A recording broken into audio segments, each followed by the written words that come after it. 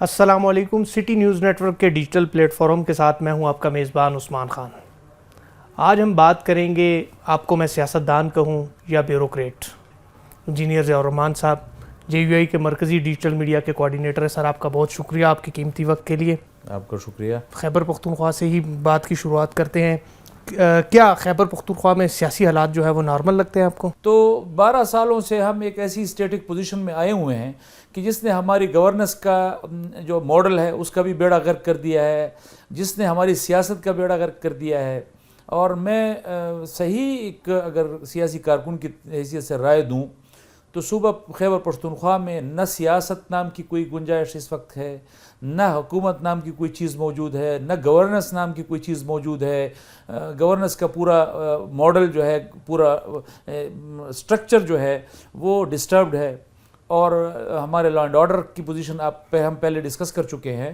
اور پچھلے 12 سالوں میں جو بے انتہا کرپشن ہوئی ہے اور جتنے بے انتہا قرضے لیے گئے ہیں اس کرپشن کے لیے, اور پھر اس کے لیے اس نظام کا جس طرح بیڑا غرق کیا گیا ہے, میں نہیں سمجھتا کہ آنے والے کئی دہائیاں جو ہے وہ صوبہ خیبر پختونخوا میں سیاسی حالات نارملائز ہوں گے. وزیر اعلیٰ علی امین گنڈاپور تھے, ان کو ہٹا دیے, اب سہیل افریدی وزیر اعلیٰ ہے. کیا آپ ان کی کارکردگی سے مطمئن ہیں؟ دیکھیں, میں PTI کے دوستوں کے ساتھ سے بصد احترام سارا ایک فرد پر تمام ذمہ داری ڈال کر وہ پوری پارٹی اور پوری قیادت بری و ذمہ ہو جاتی ہے. اس طرح نہ قیادتیں بری و ذمہ ہوا کرتی ہیں, نہ اس طرح کی سیاست جو ہے وہ عوام کے لیے قابل قبول ہوتی ہے. ایک طبقے کے لیے شاید قابل قبول ہو, ایک پارٹی کے لیے قابل قبول ہو, لیکن عوام ہیں وہ آپ سے کل پوچھیں گے کہ جی پرویز خٹک صاحب جو ہیں وہ ان کے دور کے 5 سالوں کا حساب ہمیں کون دے گا, محمود خان کے دور کا حساب کون دے گا, عثمان بزار کے دور کا حساب کون دے گا, علی امین کے 1.5 سال میں جو کرپشن ہوئی ہے. میں آپ کو یقین سے کہتا ہوں, عثمان آپ کا خود کا تعلق بھی خیبر پختونخوا سے ہے, اتنی کرپشن پاکستان کی تاریخ میں کسی صوبے میں 1.5 سال میں نہیں ہوئی ہوگی جتنی اس علی امین گنڈاپور کے دور میں ہوئی ہے. 40 ارب روپے کے اسکینڈل تو ایک ضلع سے نکلے ہیں, ایک ضلع سے, ایک ضلع سے جو ہے. آپ ہیلتھ کے حوالے سے دیکھ لیں, ایجوکیشن کے حوالے سے دیکھ لیں, جو کرپشن کے اسکینڈلز وہاں سے نکلے ہیں ہوشرباد داستانیں ہیں. لیکن اب آپ ان سے پوچھیں گے تو کہیں گے جی وہ تو ہماری پارٹی کے لیے قابل قبول نہیں تھا, اور وہ تو صحیح کام نہیں کر رہا تھا, تو وہ تو عمران خان کی آزادی کی جنگ نہیں لڑ رہا تھا صحیح طریقے سے, ہم نے ہٹا دیا. اب ہم نہ اس کے کرپشن کے جواب دیں ہیں, نہ اس کی بیڈ گورننس کے جواب دیں ہیں, نہ جو لا اینڈ آرڈر کے حوالے سے 1.5 سال میں بیڑا غرق ہوا ہے, روڈ پر جانے کے لوگ قابل نہیں رہے, نہ اس کے وہ جواب دیں ہیں. اب سمجھ نہیں آتی کہ افراد پر ڈال کر آپ کس طرح بری و ذمہ ہو سکتے ہیں اس طرح کی بیڈ گورننس سے اور اس طرح کی کرپشن سے اور اس طرح کی جو ہے. بلکہ میں کہتا ہوں کہ ہمارے مولانا فضل الرحمان صاحب کہتے ہیں آپ بیڈ گورننس کی بات نہ کریں, گورننس لیس صوبہ ہے ہمارا, اس میں کوئی گورننس نام کی کوئی چیز نہیں ہے. تو اس کا ذمہ دار کون ہوگا, اس کا جواب ان کو دینا پڑے. اچھا, KPK میں امن و امان کے حالات اس وقت بہت سخت خراب ہے, اس کے ذمہ دار آپ کس کو سمجھتے ہیں, صوبائی حکومت کو, وفاقی حکومت کو, یا اداروں کو؟ صوبہ خیبر پختونخوا غیر معمولی صورتحال سے 2-4 صوبہ ہے. وہ طالبانائزیشن کا, دہشت گردی کا بھی شکار ہے, وہ افغانستان اور پاکستان کے درمیان ہونے والی جنگ کا بھی براہ راست اس صوبے سے کے بارڈر سے متعلق ہے.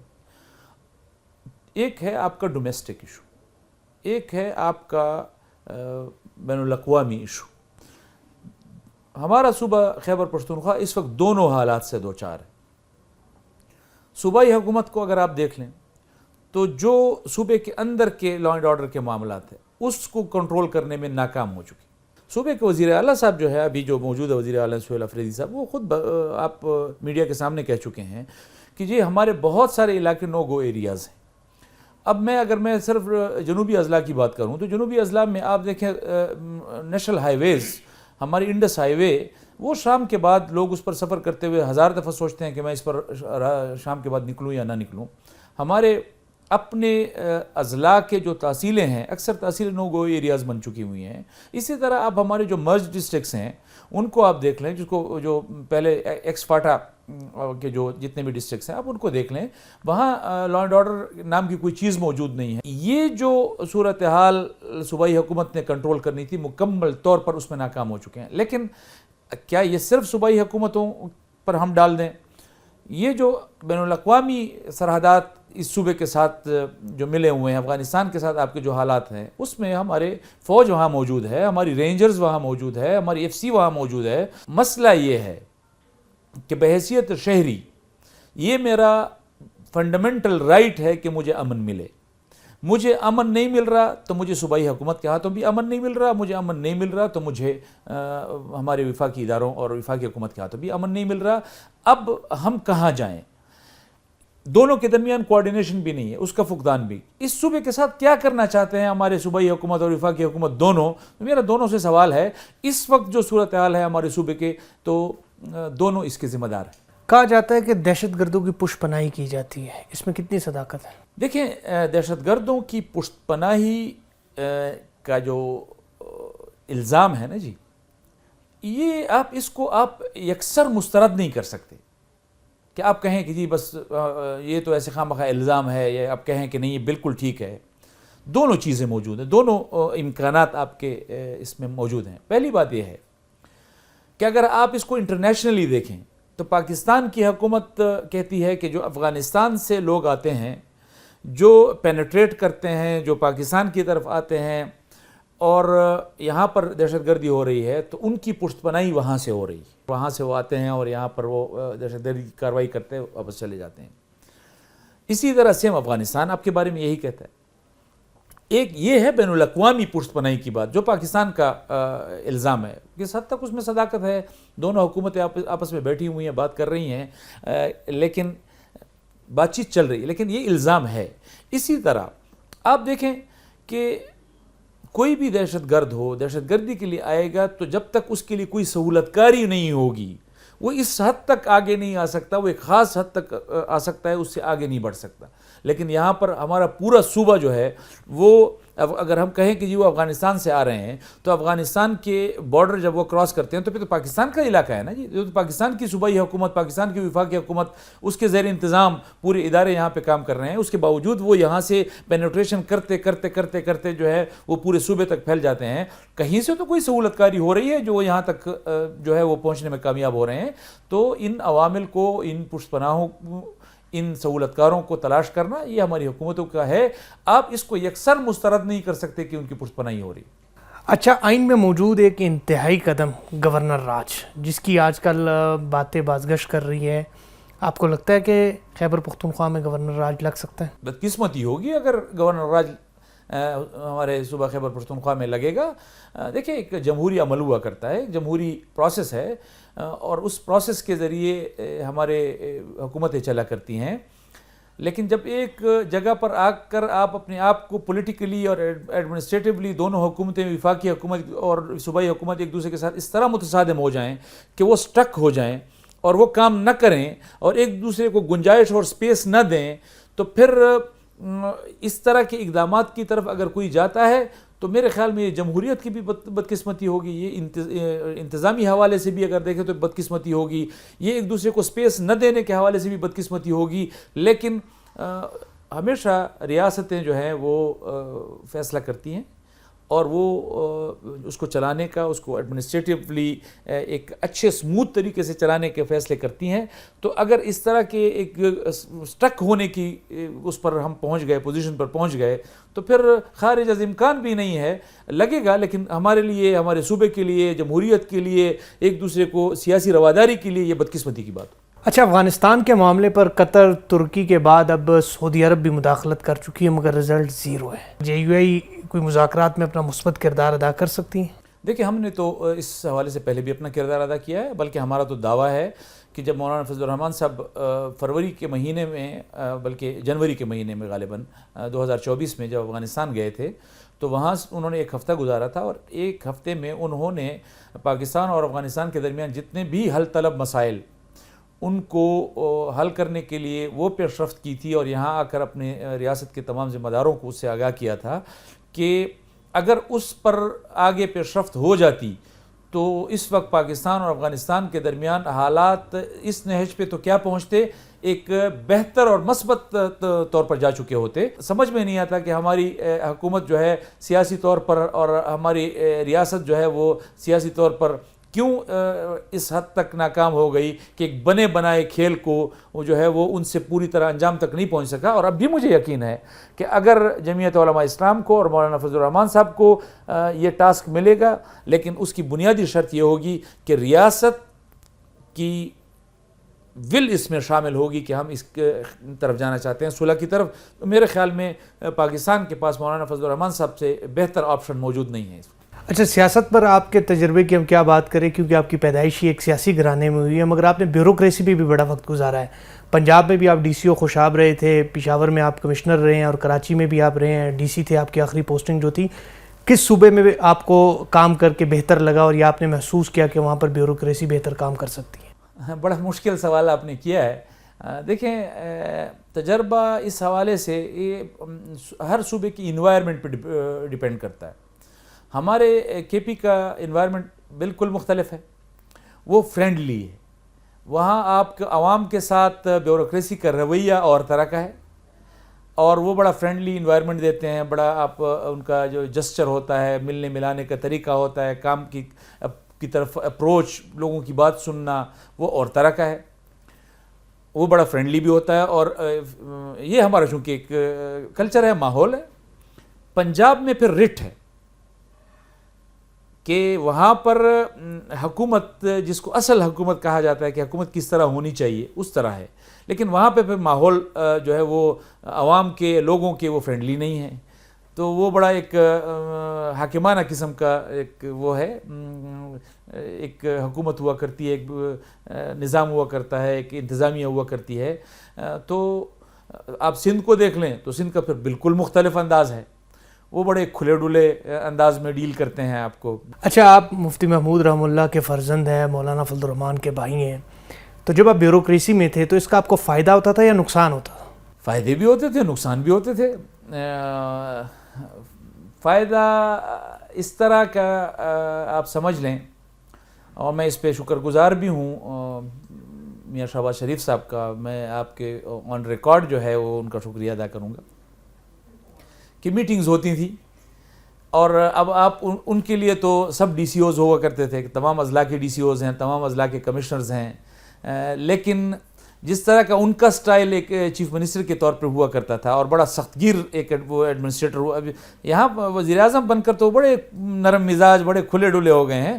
پنجاب میں جب وزیر اعلیٰ تھے تو بڑے سخت گیر ایڈمنسٹریٹر ہوا کرتے تھے، اور وہ ہر میٹنگ میں بیوروکریسی کو جو ہے وہ یہ مشکلات درپیش ہوتی تھیں کہ جی ان کا وزیر اعلیٰ جو ہے بڑے سختی کے ساتھ ان کو ڈیل کرتے تھے.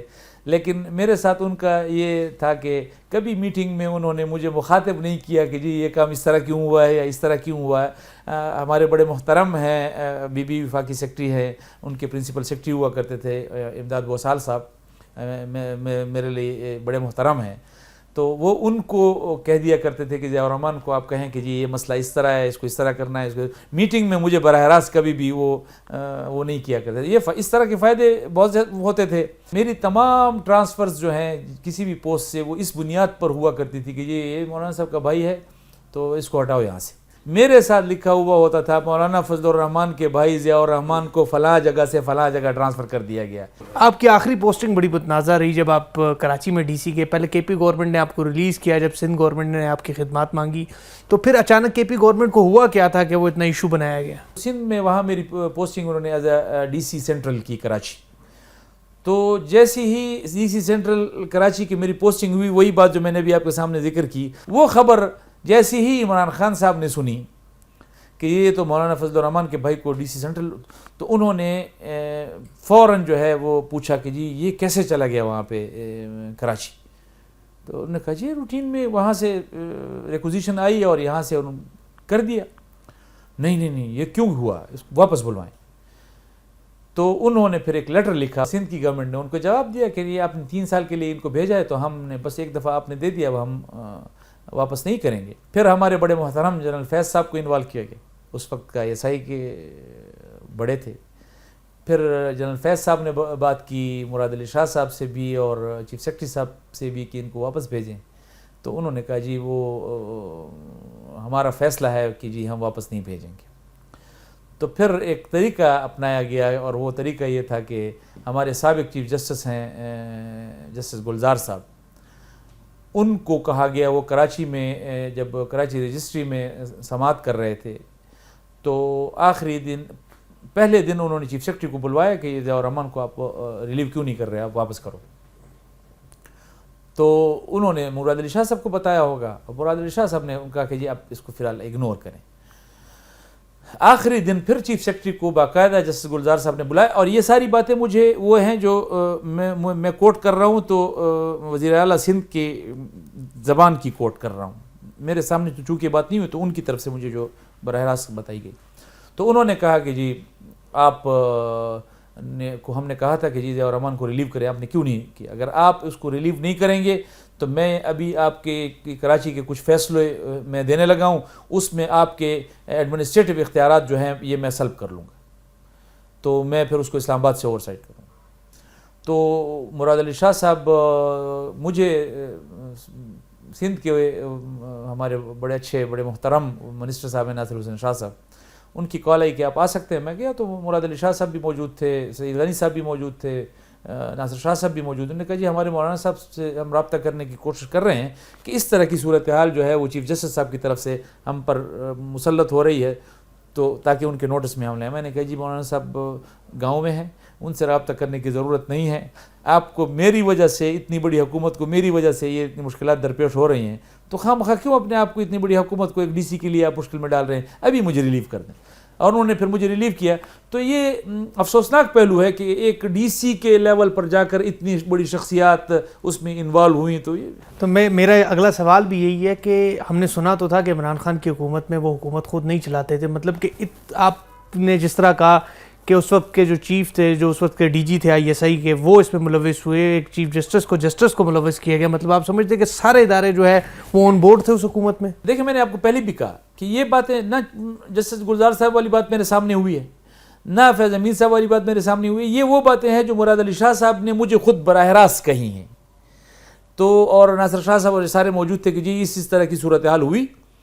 اور جنرل فیض صاحب کا تو مجھے پتا تھا کہ وہ تو بار بار ان کو کہہ رہے تھے، ان کو تو انکار ہو گیا تھا کہ جی ہم نہیں کریں گے. لیکن جب جسٹس گلزار چونکہ چیف جسٹس تھے اس وقت اور کراچی کے رجسٹری میں وہ سماعت کر رہے تھے تو لازمی بات ہے ان کے پاس اتنا اختیار تو اس وقت تھا کہ وہ یہ کر سکتے تھے. تو انہوں نے یہ پریشرائز کیا، کس کے کہنے پہ کیا؟ اس سے پیچھے کی جو دو شخصیات تھیں عمران خان صاحب اور جنرل فیض صاحب، وہ تو اس کا مطلب ہے کہ وہ آن بورڈ تھے. لیکن افسوسناک پہلو یہ ہے کہ کسی پاکستان کی ریاست کے لیے آن بورڈ ہوتے نا تینوں ادارے، تینوں بڑے، ایک ڈی سی کے لیے کیوں آن بورڈ ہوئے؟ لیکن میں آج دل کی گہرائیوں سے عمران خان صاحب کا بھی، جنرل فیض صاحب کا بھی اور جسٹس گلزار صاحب کا بھی شکریہ ادا کرتا ہوں کہ شاید کبھی میں اسی چیز میں پڑا رہتا اور میں اپنے آپ کو اسی میں ضائع کرتا رہتا. ان کی بدولت میں اس سے نکلا ہوں اور ایک سیدھے راستے پہ ایک ٹریک پہ آیا ہوں. میرے خلاف ایک دفعہ انہوں نے یہ کارروائی شروع کی تو ہم گاڑی میں بیٹھے تو مولانا صاحب نے مجھے کہا بیٹھتے ساتھ ہی کہ آپ کے خلاف شروع ہو گئے. عمران خان صاحب کی حکومت جب پہلے آئی میں نے کہا آپ کے خلاف شروع ہو گئے؟ میں نے کہا جی. تو انہوں نے مجھے کہا کہ آپ کو کس نے کہا تھا کہ مفتی محمود کا بیٹا سرکاری نوکری کر سکتا ہے؟ تو مجھے مفتی محمود کے بیٹے کو سرکار کی نوکری سے واپس لا کے ایک آزاد زندگی کی طرف لے جانے میں ان تین شخصیات کا کردار جس میں ان کا شکریہ ادا کرتا ہوں. اچھا آخری سوال ہے، اس وقت ہماری 4 صوبوں میں حکومت ہے، پنجاب کی وزیر اعلیٰ مریم نواز ہے، بلوچستان کے سرفراز بگٹی، ادھر مراد علی شاہ اور KPK کا سہیل افریدی. ان چاروں میں سے کس کی کارکردگی آپ کو بہتر نظر آ رہی ہے؟ ان 4 کی کارکردگی کو میں کیوں جانچوں؟ بڑی لمبی گفتگو ہوئی، آپ کا بہت شکریہ. مجھے بھی اجازت دیں، پھر ملاقات ہوگی. اللہ نے